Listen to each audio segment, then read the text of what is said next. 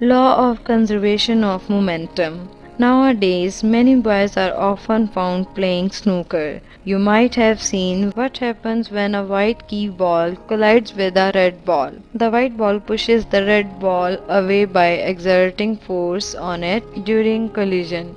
According to Newton's third law of motion, an equal and opposite force is exerted on the white ball. As a reaction, the red ball gains the momentum equal to that lost by the white ball. If the white ball stops after collision, the red ball starts moving forward with the same momentum.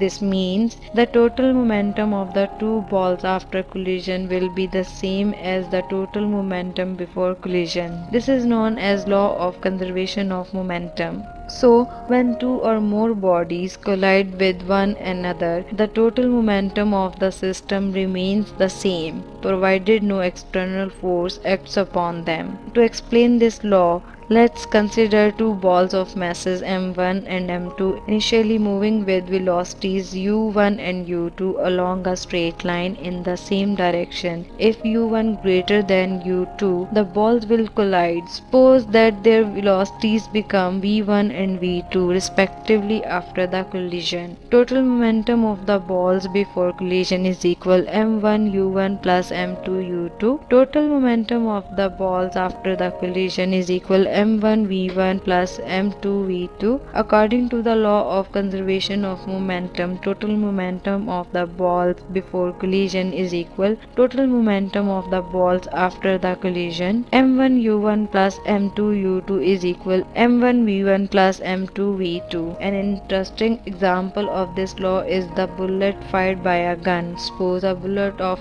mass m1 is fired by a gun of mass m2. Before firing, the velocity of gun was 0. Therefore, the total momentum of both the objects was also 0. When the gun is fired, bullet moves forward with a velocity v1, whereas the gun recoils backward with a velocity v2. According to law of conservation of momentum, total momentum before firing is equal total momentum after firing. 0 is equal m1 v1 plus m2 v2, or v2 is equal minus m1 over m2 v1. The negative sign indicates that the gun moves in the direction opposite to that of the bullet. Rocket or jet engine also works on this principle. In both of them, gases are produced at a high temperature due to the burning of fuel. These gases rush out with large momentum in the backward direction. As a result, the rocket or engine moves forward with the same momentum.